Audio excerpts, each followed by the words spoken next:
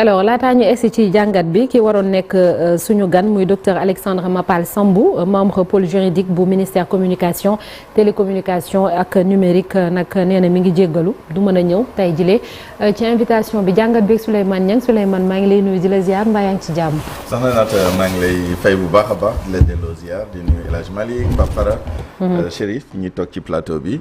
toute l'équipe technique ci régie bi ak suñu mbokk téléspectateurs yi ak suñu mbokk internet yi ñuy suivre ci réseaux sociaux yi. merci beaucoup merci Souleymane alors guerre ba ca Moyen-Orient commencé woon nañ cee waxtaan keroog sax tey jii la ñuy taxaw peut-être spécifiquement ci Sénégal ñu ngi tàmbalee xalaat ay yenn crainte ci wàllu économie mondiale lu ci mel ni ci pétrole bi te pétrole bu ñu ko waxee wax énergie bu ñu waxee énergie wax tamit d'autres produits et tout ndax actuellement à ce stade là du conflit Sénégal war naa mën a am tiitaange. waaw laaj la boo xam ne xëy na dafa laaj ñu pàccal xam nga am na loo xam ne suñu jëflante ak partie adduna bi nekk foofu fi am guerre moom moo mënoon indi tiitange ci donc menace directe wala risque direct wala impact direct waaye boo xoolee suñu jëflante ak réew yi nga xam ne ñoo nekk ci carte bi noonu muy golfe Persique bi dëkk yi fa nekk te ñi nga xam ne guerre bi daf leen laal directement Iran au premier chef waaye itam dëkk yi ko wër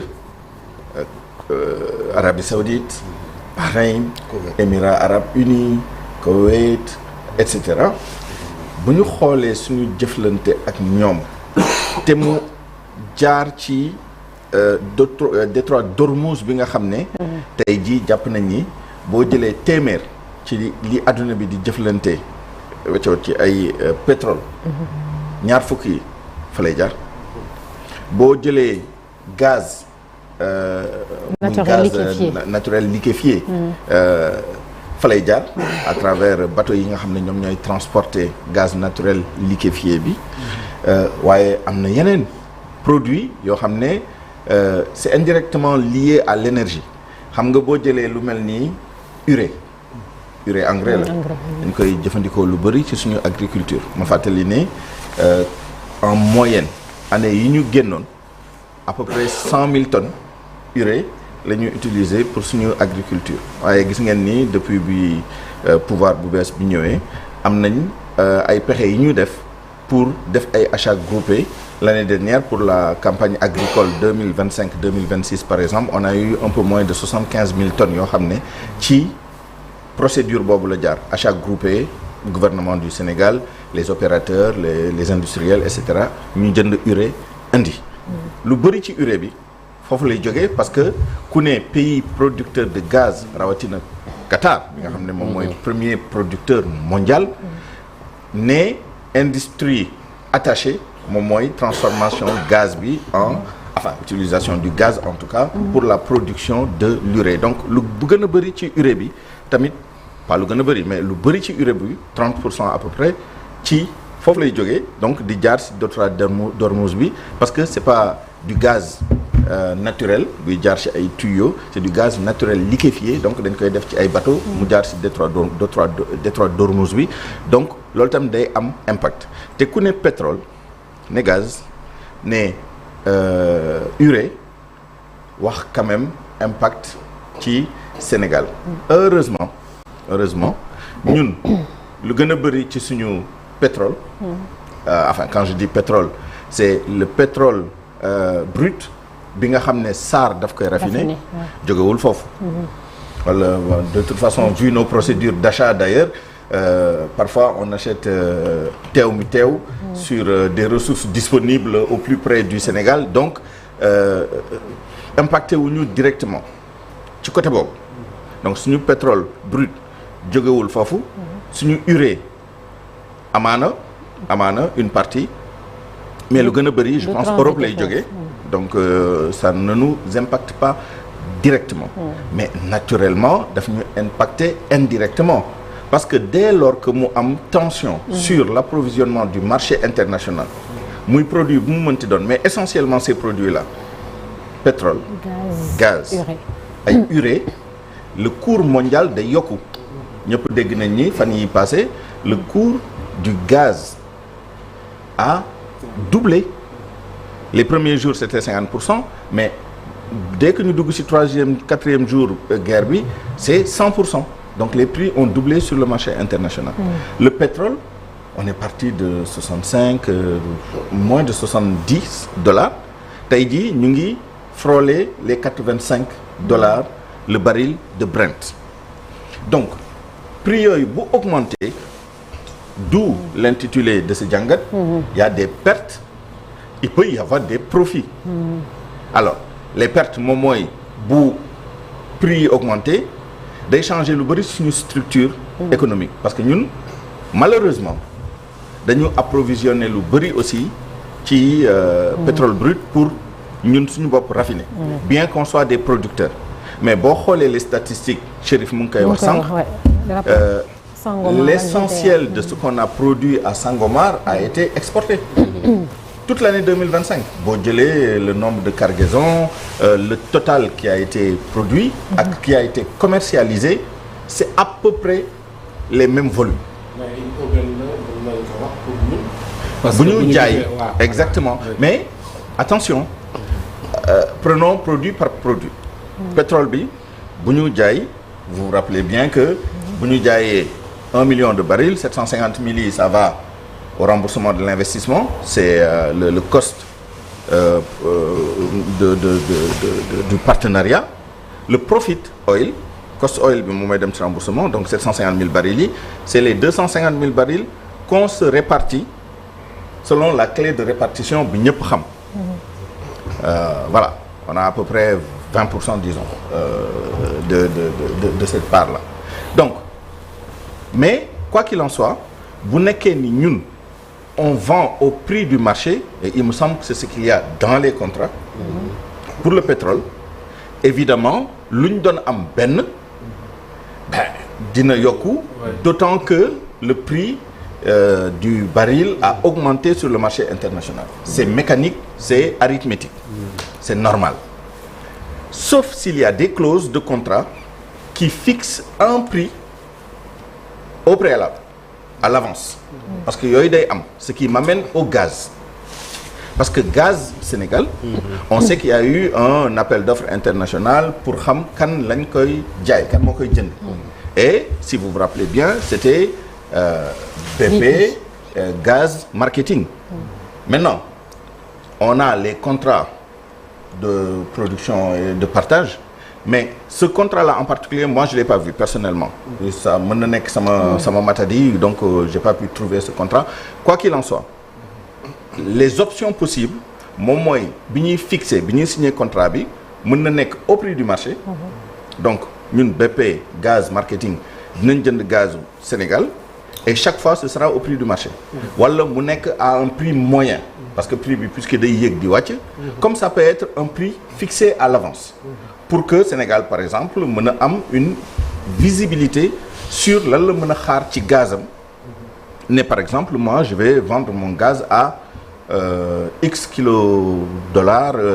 par exemple le mètre cube ou les pieds cubes, peu importe ban mesure ngay jël. Ça on n'en est pas sûr. Pourquoi je le précise? Parce que bu nekkee c'est un prix fixé à l'avance, peu importe les fluctuations, on aura la même chose. Bu nekkee ni c'est flottant, c'est-à-dire au prix du marché, à ce moment-là, bu yokkoo suñu avantage la, mais bu wàññeekoo suñu perte la. On prend les risques du marché, mais on peut couvrir les risques du marché, il y a rien de mal à ça. Quelqu'un peut dire moi je veux pas prendre le risque de marché, man pétrole bi $75 laa koy jaayee, bu eggee $150 75 laay am, waaye bu wàccee ba $50 75 yi naa ko am. Donc ça on ne le sait pas. Donc sous cette réserve là, évidemment il peut y avoir des pertes bu nekkee ni prix bi dafa wàññeeku, mais bu nekkee ni on est au prix du marché, bu prix bi yokkoo ñun daf ñu arranger sur la partie vente, parce que ñun dañoo nekk ci ñaari partie yëpp. dañoo nekk ci partie offre bi nga xam ne mooy producteur. Exactement, ça a doublé. Ça a doublé. Wax na ne il y a des perturbations et ça a doublé pratiquement en France. Oui. En Europe, je veux dire. Donc ñun côté gaz, on est sur la partie offre. on n'est pas sur la partie demande. Pourquoi? Parce que suñu réseau gazier bi puisque pareegul déjà ñun suñu part ci gaz bi parce que dañ ci am part on est obligé de vendre parce que pareeguñu pour le gaz to power et gaz to industry donc pour etc. Encore moins utiliser notre gaz pour produire de l'urée parce que ça c'est un projet attendu théoriquement en 2029 mais je pense qu'on a pris beaucoup de retard, ce ne sera pas en 2029, c'est envoyé je dirais même aux calendes grecques, mais les études avaient été faites par Petrosen avec un financement de la coopération britannique pour def étude de marché bi pour def aussi étude sur le potentiel de captage du carbone mais bon 2 études importantes yoo xam ne def nañ ko pour que ñun suñu gaz ñu mën ko utiliser pour produire de l'urée dans le cadre d'une société qui va s'appeler SEFCO donc Sénégal Fertilizer Company mais pour l'instant c'est renvoyé au clan grec on ne peut pas sur le pétrole c'est un peu plus compliqué parce que on est sur l'offre et sur la demande ça veut dire quoi ñun dañuy jaay pétrole y compris suñu part bu ñu am ci profit oil bi donc bu ñu ko jaayee bu prix bi yokkoo c'est à notre avantage par contre dañuy jënd pétrole brut te dañuy jënd des produits finis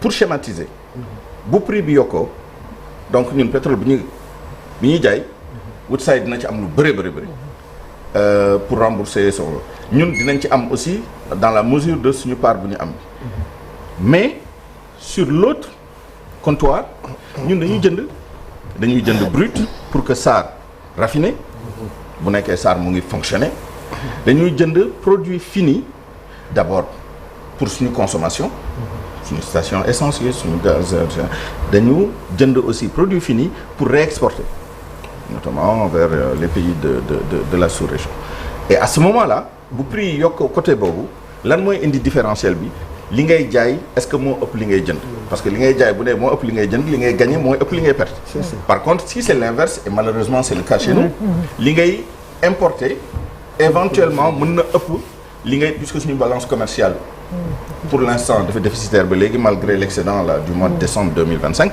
mais on a eu un autre excédent c'était avant mais bon une fois par an wala voilà en tout état de cause loolu moom mooy perte yi ak profit yi donc le gouvernement peut-être nous dira dans les parce que lii nag c'est conjoncturel c'est pas structurel ça va passer guerre bi dina jeex les prix vont revenir à la normale donc mais sous réserve de tout ce qu'on a dit quel type de contrat on a signé pour la vente de nos produits pétroliers et gaziers nan la ñuy jëndee aussi heureusement que pour l'urée par exemple on a l'achat groupé tant mieux ça permet de contrôler les trucs est-ce qu'on achète bien en avance est-ce qu'on achète au prix spot c'est-à-dire on n'a tellement pas de réserve qu'on est obligé de voir est-ce qu'il y a un bateau qui traîne pas loin et on est obligé d'acheter pour etc.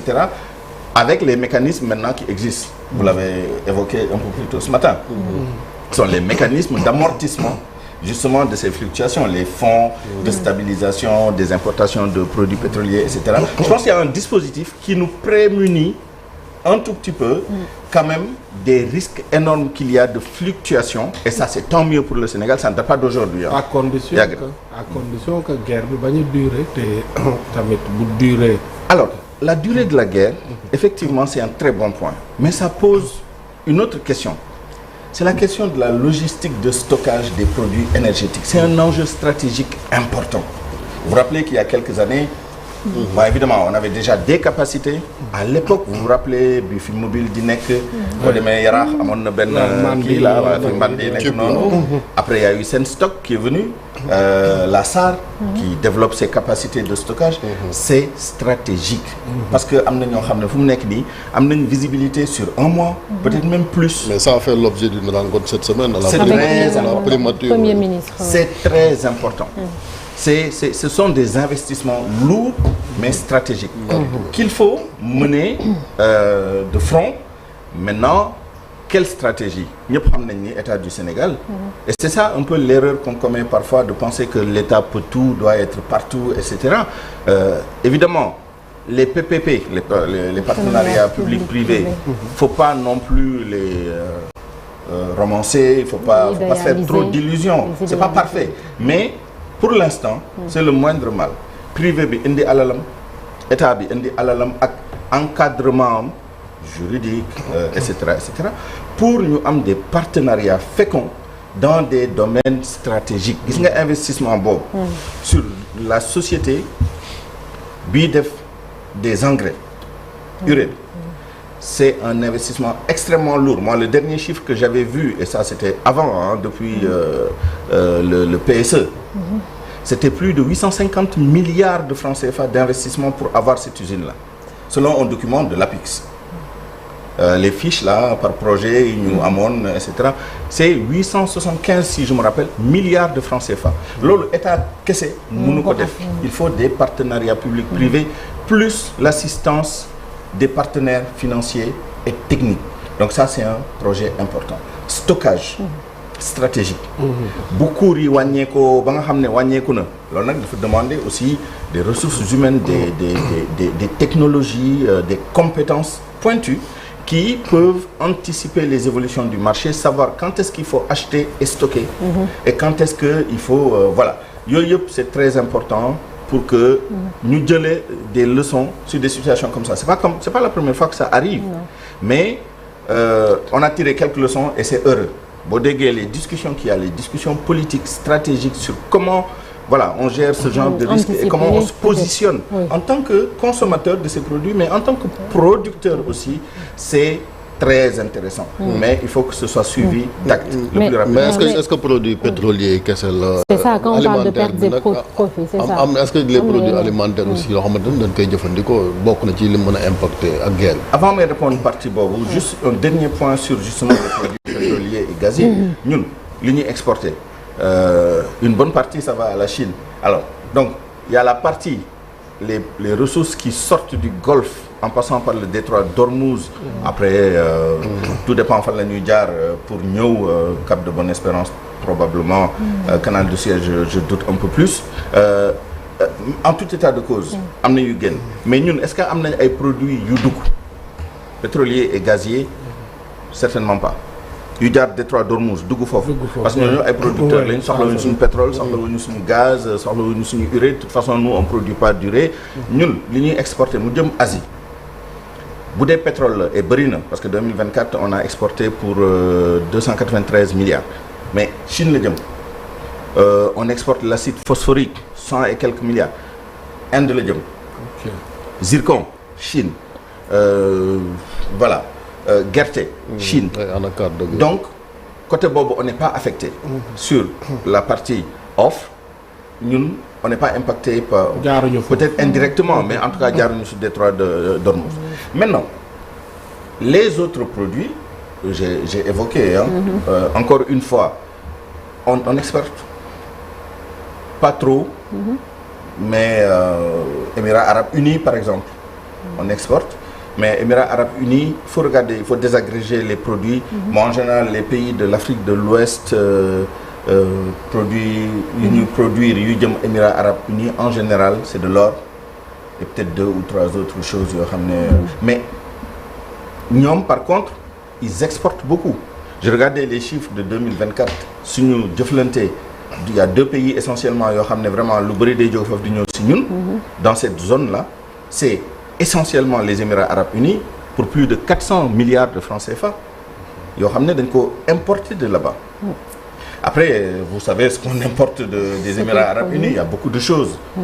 Ça va du non-alimentaire. Des produits divers, c'est ça. C'est diversifié. D'accord. Et il y a l'Arabie Saoudite. Même chose. Mais là, je parle des biens. Je ne parle pas des services. Parce qu'il y a les services aussi, le transport, et d'autres choses, les services financiers. C'est juste les biens. Ces 2 pays-là, essentiellement, les Émirats Arabes Unis, plus particulièrement Dubaï,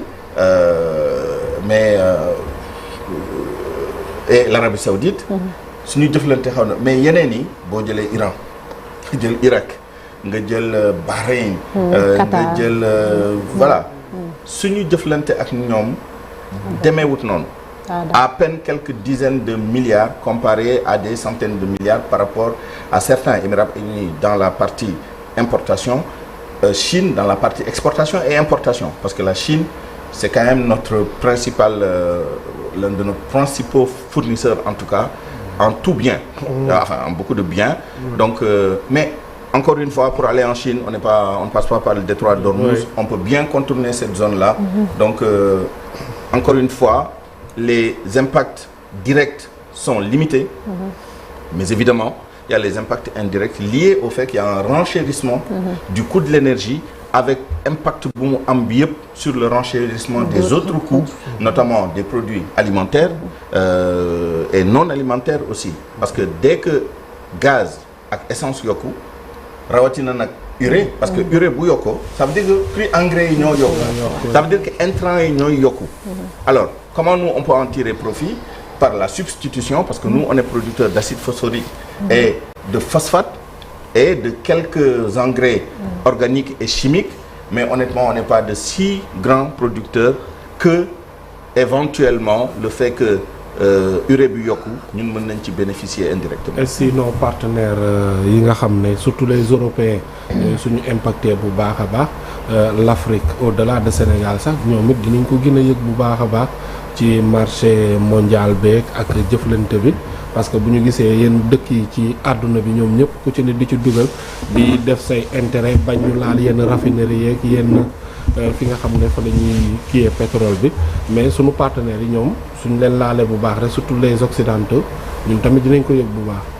Il faut élargir d'ailleurs l'analyse, parce que c'est pas que la partie, comment dire, la région du Golfe Persique et éventuellement indirectement l'Europe avec la guerre entre Russie ak Ukraine, mais il y a aussi de plus en plus l'Amérique latine. Ouais. Le Venezuela, il y a tous les comment on appelle tous les parcours là, hein, yi nga xam ne foofu la énergie bi di jaar. dafa jaxasoo chaîne logistique bi moo jaxasoo en raison de la géopolitique et notamment de l'influence de la nouvelle doctrine des États-Unis de Trump en la matière, que évidemment mooy li ñuy wax Sénégal bu ma deret laal, mais en la matière mënoo wax bu ma deret laal parce que on est concerné évidemment. Tout dépend maintenant de comment nous on manœuvre. Alors les éléments yi ñu am, les leviers, et le Premier ministre l'explique bien, moom mooy le levier déjà ñun suñu relation quand même ak suñu partenaires yi suñu ressources yi. Évidemment, tout le monde sait que la renégociation va être extrêmement difficile, voire impossible. Je pense que la dernière fois que le Premier ministre en a parlé, on a senti un soupçon de découragement sur ce point-là et de résignation. Ce qu'on présente comme renégociation, en vérité, c'est pas de la renégociation. Moom mooy que ni au mois de juillet prochain, Yaakaar Teranga licence bi et ça va tomber dans le domaine public, parce que moom mooy app bi ci app boobu Cosmos bi nga xam ne moo récupérer les intérêts en grande partie de BP nekk majoritaire ci projet boobu.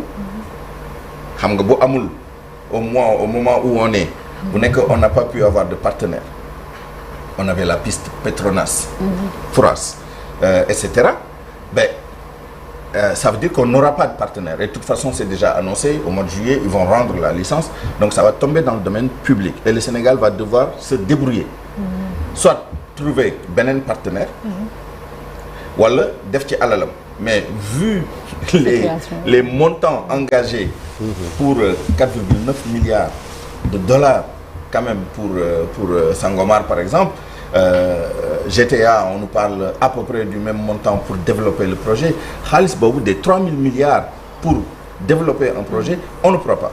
Petrosen, ils ont dit que sur le onshore, ils vont engager 50 milliards, je pense, pour rechercher du gaz sur la terre ferme.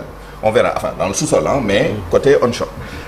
Mais sur Yaakaar Teranga, et c'est là où c'est important qu'on essaie de voir, parce que nous avons modèle de développement bi la ñun on veut que gaz boobu prioritairement mu dem ci projet gazier bi pour le gaz to power, gaz to industry. Apparemment les multinationales ne sont pas d'accord avec ce modèle parce que gisuñu ci seen bopp pour diverses raisons.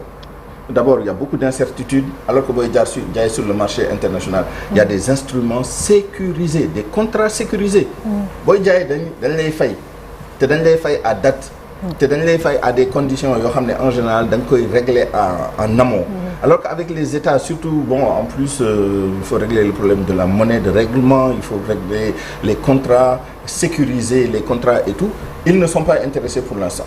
Après, il faut qu'on réfléchisse davantage pour voir comment quand même attirer, parce que quand même, il y a une opportunité, il y a une fenêtre d'opportunité qui va durer. Même si on est dans une conjoncture, de façon structurelle, on a pu négocier avec le président Macky Sall que nous donne le gaz d'EFCO une énergie de transition plutôt qu'une énergie fossile sanctionnée par les banques internationales, les banques de développement, etc. Ben, maintenant, il faut trouver les partenaires, développer les ressources qui sont là, à coup sûr, parce que c'est le même bassin sédimentaire, ben, évidemment, ça ne tient pas qu'à ça, mais tout le monde sait que les risques de se louper ci bassin bi à ce niveau-là sont faibles. Il faut trouver le partenaire technique, financier, trouver un accord pour que mu nekk un win-win, que ñoom ñu gis ci seen bopp waaye ñun tam ñu gis ci suñu bopp et qu'on développe ces ressources-là et qu'on continue même en accord avec nos pays voisins, parce qu'il y a la Gambie qui est là, soit dit en passant, certains en Gambie commencent à se poser des questions sur quand même le modèle Sénégal-Mauritanie. Est-ce que voilà Sangomar et même d'autres blocs yu mën a nekk foofu ñu bokk ko co-exploiter ko et cetera yooyu yëpp c'est des choses à mettre sur la table, à développer pour que ensemble on puisse avoir un poids minimum boo xam ne mën nañu peser pas sur le marché international parce que ça ne se jouera pas comme ça. En revanche sur nu ñu pouler, j'ai vu un excellent document, bon c'était un document publicitaire mais sur le West Africa Power Pool nu ñu partager, nu ñu defee intégration énergétique à travers le WAP, partager courant entre Sénégal, Gambie, Côte d'Ivoire, Ghana, etc. que ñu mën ko def aussi ci ressources pétrolières yi suñu sous-sol recelé onshore et offshore. Et à ce moment-là, ben ñu mën a sécuriser suñu ay approvisionnement et bañ a dépendre maintenant des aléas de la géopolitique qui se passe à des milliers de kilomètres de chez nous. Nous bokkuñu bokkaanuñu bon, même si nos États prennent parfois des positions de principe un peu voilà sur des questions internationales, bu ñu ma déggaloon franchement on ne perdrait pas trop de temps dans ces histoires-là. Maintenant il y a la géopolitique parce que il y a nos partenaires aussi, l'Arabie Saoudite, mais c'est du donnant-donnant. Ce qui faisait que le Sénégal sur ces questions-là avait des positions fortes, la Palestine, la Houma islamique, l'OCI, nos pays partenaires stratégiques, l'Arabie Saoudite, etc. C'était que, franchement, il y avait aussi du répondant de l'autre côté. Il y avait du répondant. Maintenant, qu'on nous dise qu'on a des problèmes d'argent, de trésorerie, de financement de nos projets, de financement du fonctionnement de l'État, etc. Et que nous, on aille aussi, voilà, on se perd un tout petit peu, tu te donnes mais tu ne reçois pas autant que, etc. Et tout ça, il faut l'envelopper maintenant dans une stratégie globale. Ce qui nous amène à l'histoire de Macky Sall à l'ONU. Il faut avoir une doctrine très claire sur ces questions-là. C'est pas une question de personne, c'est une question de positionnement stratégique. Il faut qu'on réfléchisse, et j'ai entendu certains, et je conclue sur ça, certains tenants du pouvoir dire une chose tout à fait vraie. Quand on gère un État, on ne gère pas un État avec des émotions. Il faut gérer avec la tête, avec le cerveau, pas avec le cœur. Évidemment, il y a une partie. Même si on le dit souvent à ces militants, parce que émotion bi demain. Il faut être franc, c'est pas une histoire de personne, c'est pas une histoire de haine. Et ça, c'est à tous les niveaux. C'est non seulement au niveau de l'État, c'est au niveau même personnel. Il faut dépasser certaines choses, les régler quand même. Les régler. Les plus redditions, il faut faire les redditions en temps opportun et que la reddition n'empêche pas, sur des questions de positionnement stratégique, que l'on se dise. J'ai eu la chance, enfin je ne sais pas si c'est une chance, c'est une chance d'ailleurs, très jeune, c'est l'un de mes premiers voyages professionnels. Je suis allé en Israël et on a eu la chance de rencontrer l'ancien Premier ministre Shimon Peres à la Knesset. Et il avait dit une chose extraordinaire. Il parlait, fort heureusement, il parlait du processus de paix. Et il nous disait dans une interview, et je garde toujours cette formule-là, il nous disait, vous savez, la paix c'est comme l'amour, parfois il faut fermer les yeux. Et je me l'applique parfois. Bon, après, c'est difficile. Hein. Bien sûr, bien sûr. Parce qu'à un moment de sa vie, il a été un radical, comme tous les dirigeants israéliens, à un moment ou à un autre. Mais certains d'entre eux se sont amendés à un moment. Ils se sont rendus compte que la paix avait plus de valeur que toutes ces tensions, contrairement à Benjamin Netanyahou. Mais quand il nous a dit ça, chaque fois que je pense à la manière dont on gère les trucs dans nos pays, notamment en Afrique, mais particulièrement au Sénégal depuis quelques décennies ou quelques années, je me dis, on devrait s'approprier cette petite phrase-là. Il faut savoir tourner les pages même. Il faut fermer les yeux parfois sur certaines choses sur lesquelles on peut fermer les yeux. Maintenant, ça ne veut pas dire qu'il y a de petites histoires et de grandes histoires. Non. Sur des principes forts, il faut rester ferme. Pour moi, la reddition, c'est un principe fort. Ça ne doit pas nous faire perdre du temps, mais il faut mener à terme, ce processus. Par contre, quand l'intérêt national s'érige, on saisit les opportunités tout en continuant. Et ça, je vais citer d'autres politiques, ça sont les Français qui le disent, enfin je pense que c'est l'actuel président Macron. En même temps. Quand on dirige un pays, c'est du en même temps. C'est pas je me focalise sur ça, sur me jogger. C'est pas séquentiel. Non. C'est pas du waterfall là. Non. C'est synthétique. On y va ensemble. En même temps. La reddition, les intérêts nationaux, l'oubli parfois, la détermination toujours, et la boussole, l'intérêt national, l'intérêt général, les partis, les mouvements, etc. Arrêtez ça. Intérêt national, ligne directrice, on va vers nos objectifs. On va vers nos objectifs. Et ça, c'est important pour gérer ces situations dans lesquelles on se trouve. On est dans une conjoncture internationale, on est dans une géopolitique extrêmement complexe qui nécessite la concentration de tous les moments de nos dirigeants. De tous les moments. On a des Sénégalais qui sont dans la zone. Umra bi mu ngi fi. Pèlerinage mu ngi ñëw. Suñu ay intérêts nationaux mu ngi ci dans un ou deux ou trois pays là-bas. Ñun suñu bopp qu'on est quoique un petit pays de 197 000 km² pour arrondir, qu'on ait la voix forte qu'on a toujours eue dans le concert des nations, malgré les bouleversements qu'il y a, des présidents comme Trump, des populistes en Europe, l'AES qui est en train de couper les amarres avec... Peu importe, le Sénégal a toujours été ce petit pays qui avait une voix forte que tout le monde écoutait quand nos diplomates, quand nos présidents, quand nos premiers ministres parlaient. Et ça, c'est important de le préserver. C'est pas qu'une question politique ou géopolitique, ça a aussi des conséquences économiques. Je ne suis pas encore sorti de notre domaine. Tout est lié. Tout est lié, c'est ça. Tout à l'heure de maintenant des produits alimentaires, quoi, si avec la guerre. Encore une fois, bu prix énergie yoko, les coûts de production, que ce soit à l'interne, c'est-à-dire les produits qui sont produits ici au Sénégal, de toute façon, nous, déjà, l'énergie est chère. Heureusement qu'on a diminué, en tout cas pour les ménages, et même pour type d'organisation. Mais, pour énergie yoko, et pas seulement dans la réalité, même dans les anticipations, évidemment, des impacts sur les coûts de production. Et quand il y a une tension comme ça, il y a aussi même la disponibilité des produits. Parce que vous vous rappelez quand il y a eu l'épidémie de Covid, la pandémie. Il y a nos produits, les États étaient conservateurs. On les garde pour nous parce qu'on ne sait pas de quoi demain sera fait. Dans ce genre de situation, il peut y avoir aussi ces réflexes-là. L'Inde qui dit d'un seul coup que je n'exporte plus mon riz, sauf le basmati. Le basmati qu'on ne consomme pas beaucoup ici. En tout cas, presque pas. Parce que c'est presque pas. Il n'y a que des privilégiés comme Chérif qui font du tchèboudjen basmati. D'ailleurs, basmati. Le bon tchèboudjen, c'est du riz brisé. Voilà. Parfumé de préférence. Mais bon, en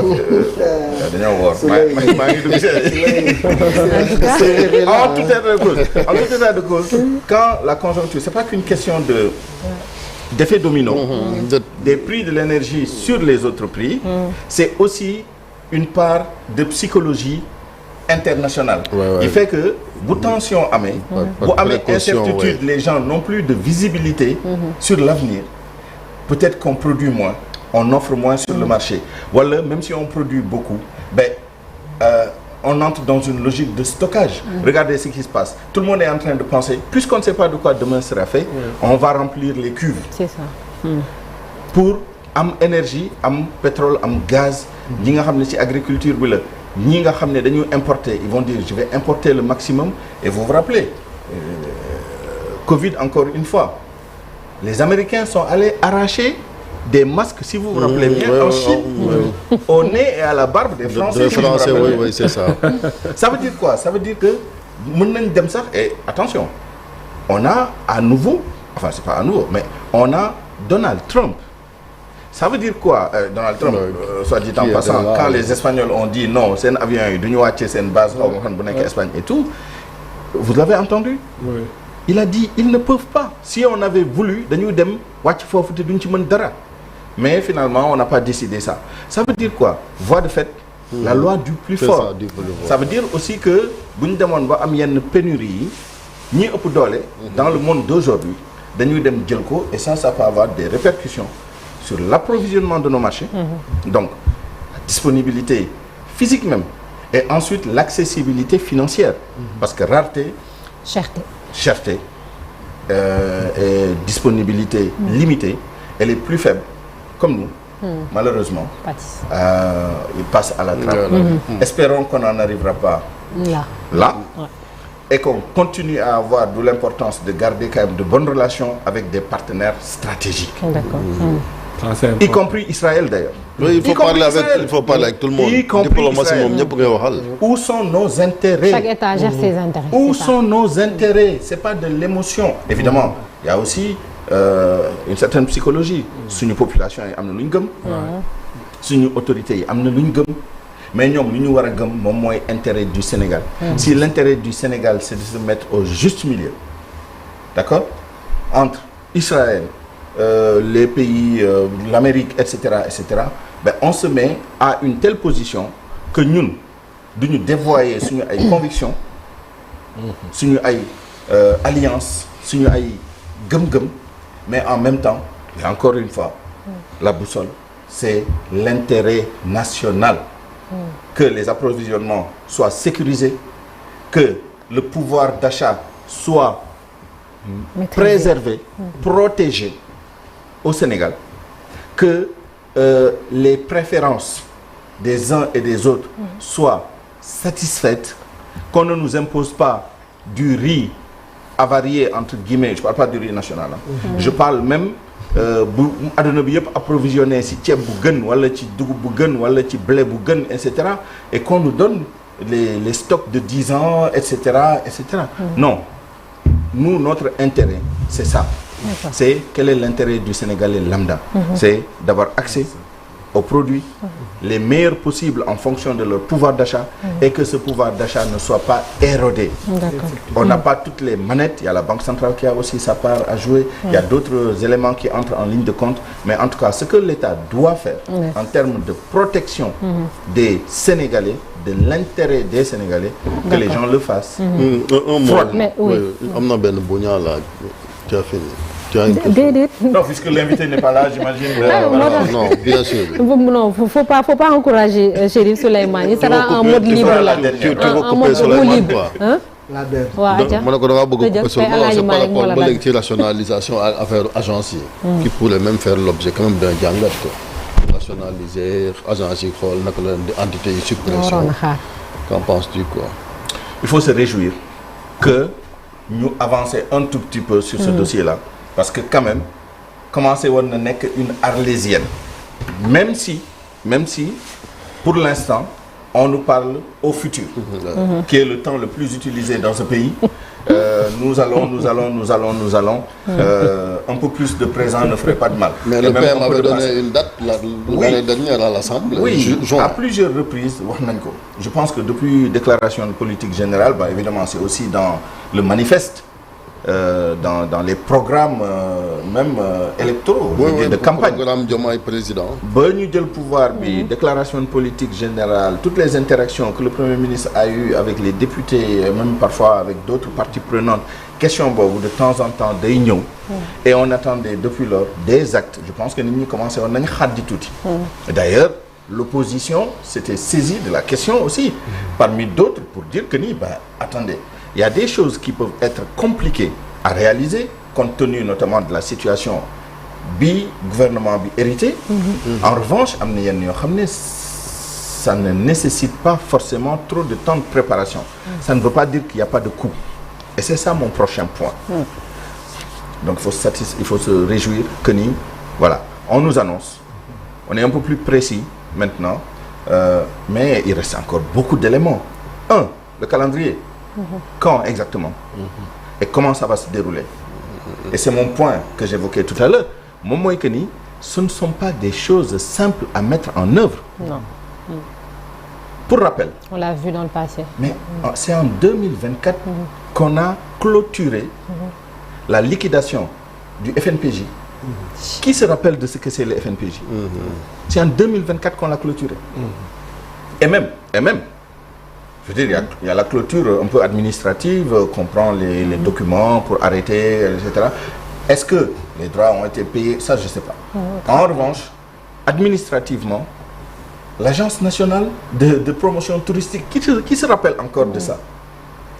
Mieux encore, la délégation générale à l'organisation du 15e sommet de la francophonie. Est-ce que vous vous rappelez de ça? 2024, la ñu doog a boucler. Le Sénat. bi ñu tasee Sénat donc ce sont des processus longs. Sénat c'est en 2012. Donc il faut une date.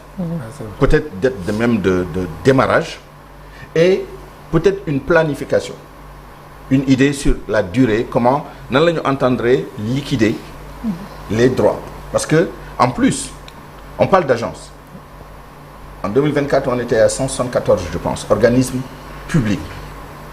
Alors, organismes publics, il y a les établissements publics de santé, il y a les universités, facultés, il y a les écoles, il y a les hôpitaux, il y a les établissements publics de santé, il y a les agences et il y a des structures assimilées et tout. Sur les 174, au sens strict du terme, il y avait 34 agences. Et il y avait 32 structures, c'est assimilé. Enfin bref. Mais même si vous avez agences, c'est pas le même traitement. Donc, deuxième point de clarification, quelles sont les 19 agences et sur quelle base ces agences auraient été choisies? 55 milliards, ça fait 3 ans. Est-ce que Diarno? Lolo, c'est un autre point. Mais déjà, sur les éléments d'information, pour une analyse sérieuse sur la question, il faut quand est-ce que ça va démarrer? Quelles sont les 19 agences? Et sur quelle base? Quels sont les critères de choix de ces agences? Est-ce que c'est la complexité juridique? Parce que ces agences des agences qui sont des sociétés anonymes. Les sociétés anonymes relèvent d'un autre cadre juridique pour leur liquidation. Une SA, c'est l'OHADA. Et c'est d'autres démarches, d'autres procédures. Donc, quels sont les 19?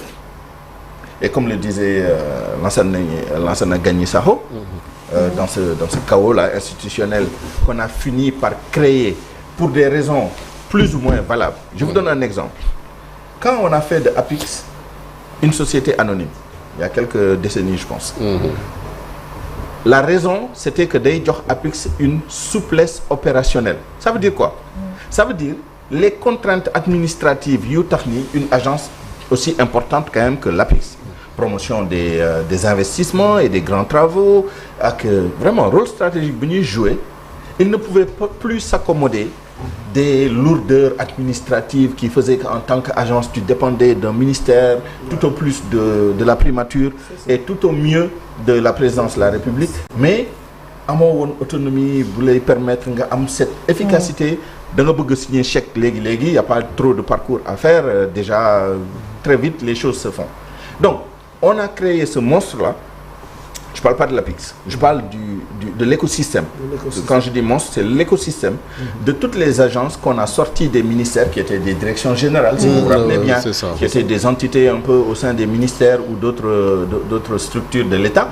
on en a fait des agences pour les sortir un peu du champ, peut-être pas du code des marchés, mais en tout cas, il y avait beaucoup de lourdeur, de rigidité qui faisait que dañ leen génne pour, et cetera. am na ñoo xam ne dañ leen créer simplement pour ñu mën a dem accéder au marché financier. La SOGEPA, dès qu'on a créé la SOGEPA, soucoupe. 330 milliards de francs CFA empruntés sur le marché. Encore que c'est une société. C'est une société. Hein. Mais revenons aux agences, dont certaines sont des sociétés. Donc on a besoin des 19. On sait, heureusement, ça aussi c'est une information qu'il faut saluer, on sait le nombre de personnes qui pourraient être impactées. Plus de 900. Okay. Mais quelle est l'incidence financière? Cela va coûter combien? Parce que si on n'a pas ces éléments, ou alors si ces éléments ne sont pas disponibles, ça veut dire que c'est pas demain la veille qu'on va commencer l'opération.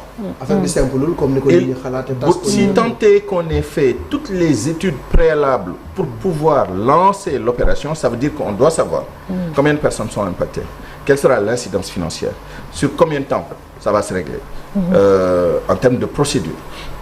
Normalement, ça doit être disponible parce qu'il y a une commission qui a travaillé sur ça. Oui. Donc, on doit avoir toutes les informations. Une commission qui n'est pas nouvelle. Une commission qui n'est pas nouvelle. N'est pas nouvelle.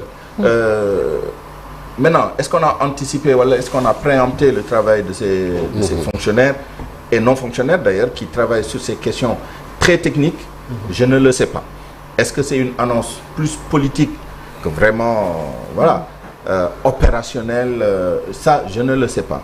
On n'a pas les informations, comme on n'a pas d'informations sur beaucoup de choses maintenant dans ce pays, mais bon, ça c'est une digression, on en parlera peut-être une autre fois. En tout état de cause, on a 34 agences, enfin une trentaine, parce que entre 2024 et maintenant, peut-être que des choses ont changé, une trentaine d'agences, au sens strict du terme, plus les structures assimilées.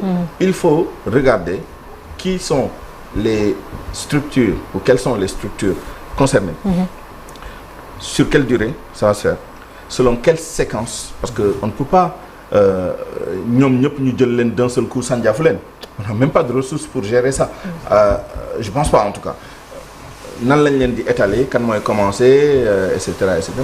Combien ça va coûter? Pas Farah, c'est à ce moment-là que les 55 milliards sur 3 ans. Parce que c'est des gains, enfin des gains, c'est pas des gains, c'est des plus et des moins. À ce moment-là, c'est quoi le net? C'est quoi le net? Quand c'est une société, par exemple, ben, tu dois payer les travailleurs en termes d'arriérés, les créanciers. Ouais, c'est vrai. Les crédits fournisseurs, les créanciers financiers, déjà État, des dettes fiscales, et tout le monde sait que les dettes fiscales et sociales, le parapublic, mais nous les privés, IPRES, je ne sais pas s'ils ont apuré, mais il y a quelques années, c'était une 50aine de milliards, plus 55 milliards qu'ils devaient à l'IPRES. Mais ce n'est pas que les agences, il y avait aussi les sociétés nationales, les sociétés à participation publique, etc. Bref, ce que je veux dire, il y a beaucoup d'inconnus, ou en tout cas d'informations qui pourraient être disponibles, mais qui ne sont pas encore rendues publiques. Je pense qu'au nom de la transparence, et pour affiner les analyses, et éviter qu'on taxe les gens de se hasarder dans des choses qu'ils ne maîtrisent pas, je trouve que ça c'est trop facile. De se cacher derrière le fait qu'on n'a pas rendu les informations publiques dans tous les pays où on a une presse fine, c'est que les informations sont publiques. Par obligation, pas par caprice, par obligation. Il y a la loi sur l'accès à l'information. Malgré la loi, on n'a pas encore, encore qu'on est dans les... Peut-être, même si on a dépassé les délais Brioul, on attend le rapport trimestriel d'exécution budgétaire, 4e trimestre 2025. Sur la dette, on n'a plus rien du tout. On n'a plus rien. Et on prend les rapports de grandes régies. Une des sources d'information les plus importantes, ça aussi peut-être qu'on est dans les délais, on attend d'ici quelques semaines, quelques mois, le rapport du Trésor, rapport annuel. Parce que là aussi, c'est une mine d'informations. On n'a plus rien. Alors, donc, il faut mettre à disposition les informations brutes. Après, les politiques font le travail, les journalistes font leur travail, l'État fait son travail, les analystes, les universitaires font leur travail, et ne sont pas contraints à des développements. Parce que regardez ce que je suis en train de faire. Poser 4-5 hypothèses. Après, pour chaque hypothèse, les branches, options, éventualités, et blabla. Alors que les chiffres sont disponibles, on n'a pas besoin de s'étaler par trop sur des hypothèses. Voilà, chiffres disponibles et chiffres fiables. Sur la fiabilité, je n'ai pas trop de doutes, même si on a eu des incidents graves quand même de misreporting, etc. Mais je pense que globalement, on a toujours eu quand même voilà, une administration qui nous fournissait des éléments d'analyse fiables. Donc, encore une fois, sur cette histoire d'agence, on attend des informations plus détaillées, la planification, et à ce moment-là, on pourra porter un jugement se basant maintenant sur ce qui s'est passé. Encore une fois, les processus de dissolution, de dévolution du patrimoine, de liquidation des droits des uns et des autres, ce ne sont pas des processus courts et simples. C'est complexe, ça prend du temps, ça a un coût, et ce n'est pas qu'un coût financier, c'est un coût social aussi pour les gens qui perdent leur emploi, qui courent derrière leurs droits pendant des années et qui ont du mal à trouver du travail après parce que le marché du travail est saturé, est sous contrainte. Merci beaucoup, merci Souleymane, merci beaucoup. Dañuy dem xooli ji léegi l'Observateur ak Record li ñu xëyee tey.